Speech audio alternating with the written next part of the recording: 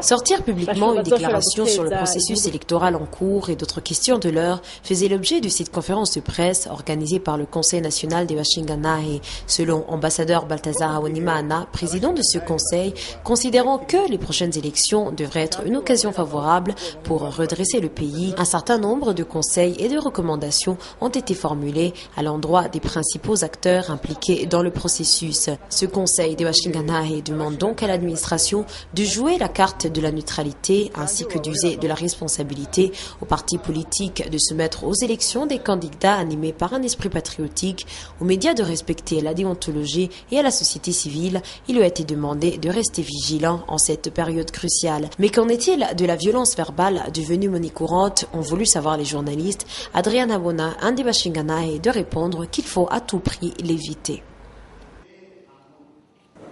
La violence verbale conduit nécessairement à la violence physique. Un philosophe chinois a dit « Pour éviter la guerre, il faut définir les mots ».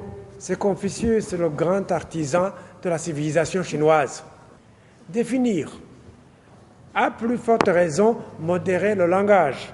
Nous demandons donc à tous que nous approchons de travailler pour créer une ambiance conditionnante, et il y a des esprits qui n'ont ni balises ni freins, qui méritent d'être aidés, et seule l'ambiance conditionnante peut y réussir.